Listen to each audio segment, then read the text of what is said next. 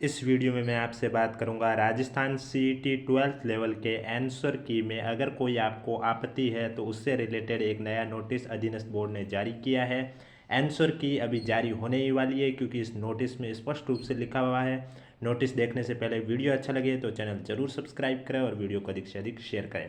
तो आप देख सकते हैं आज 31 मार्च की तारीख में ये नोटिस जारी किया गया अधीनस्थ बोर्ड की वेबसाइट पर, जिसमें स्पष्ट रूप से लिखा हुआ है कि बोर्ड द्वारा दिनांक 4/2/2023, 5/2/2023 और 11/2/2023 को आयोजित समान पात्रता परीक्षा सीईटी, जो कि प्रथम चरण, द्वितीय चरण, तृतीय चरण और चतुर्थ चरण, पंचम चरण, षष्ठम चरण के मास्टर प्रश्न पत्रों तथा उनकी प्रारंभिक उत्तर कुंजी बोर्ड की वेबसाइट पर जारी कर दी गई है। अभी तक जारी नहीं हुई लेकिन अब थोड़ी देर में जारी होने वाली है।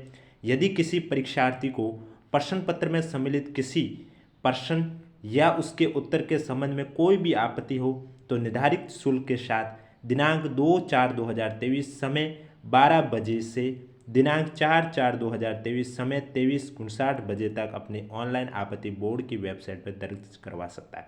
यानी कि जैसे ही आपकी क्वेश्चन पेपर और आंसर की अपलोड होगी, उसके बाद अगर आपको किसी भी क्वेश्चन या आंसर में आपत्ति है तो आप 2 अप्रैल की रात को 12 बजे से लेकर 4 अप्रैल की रात को 12 बजे तक आप ऑनलाइन आपत्ति बोर्ड की वेबसाइट पर दर्ज करवा सकते हो। जिसका शुल्क कितना लगेगा उसकी भी चर्चा आगे करूंगा, और कोई भी डाउट है तो कमेंट बॉक्स में हमें ज़रूर पूछें। और आपको आपत्ति कैसे दर्ज करानी है उसका भी खासकर ध्यान रखें। परीक्षार्थियों को परीक्षा में अलग अलग सेट के प्रश्न पत्र उपलब्ध कराए गए हैं। अपलोड किए गए मास्टर प्रश्न पत्र में उनको उपलब्ध कराए गए प्रश्न पत्र के सभी प्रश्न अलग अलग क्रमांक पर सम्मिलित हैं। उनके प्रश्न पत्र में किसी प्रश्न के उत्तर के दिए गए विकल्प का क्रम भी अपलोड किए गए मास्टर प्रश्न पत्र के प्रश्न के उत्तर के विकल्प में भिन्न क्रम में हो सकता है।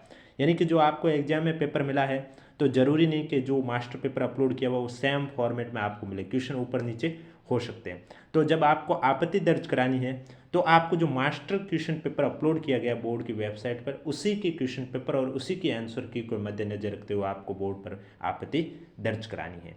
आगे लिखा हुआ है, अतः यह भी सूचित किया जाता है कि वे बोर्ड की वेबसाइट पर अपलोड किए गए मास्टर प्रश्न पत्र की प्रश्न संख्या व उत्तर के विकल्पों के क्रम के आधार पर ही अपनी आपत्तियां दर्ज करें। इसका ध्यान अवश्य रखें आप। आगे लिखा हुआ, बोर्ड द्वारा प्रत्येक आपत्ति का शुल्क ₹100 निर्धारित किया गया, यानी कि पर पर्सन आपके ₹100 चार्ज लगेगा। अगर आप 2 क्वेश्चन के लिए आपत्ति दर्ज करा रहे तो आपके ₹200 चार्ज लगेगा।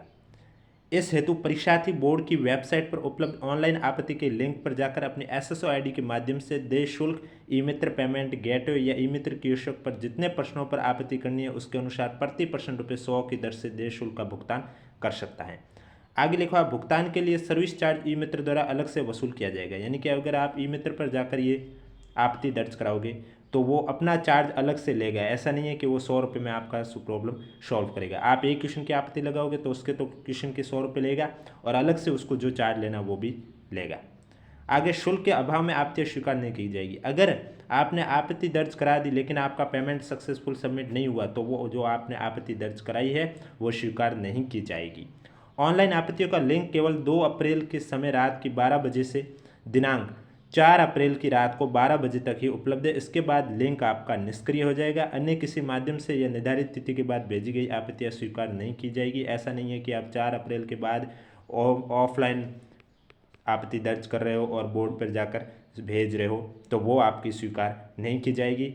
आपकी स्वीकार वही की जाएगी जो आप 2 अप्रैल से लेकर 4 अप्रैल के बीच में बोर्ड की वेबसाइट पर जो लिंक दिया हुआ है वहाँ से जो आप आपत्ति दर्ज कराओगे वही आपकी स्वीकार की जाएगी और पेमेंट सक्सेस होगा तो ही आपकी स्वीकार की जाएगी, अन्यथा स्वीकार नहीं की जाएगी। तो ये थे आपको इस तरह से आपत्ति दर्ज करानी। वीडियो अच्छा लगे तो चैनल जरूर सब्सक्राइब करें और वीडियो को अधिक से अधिक शेयर करें।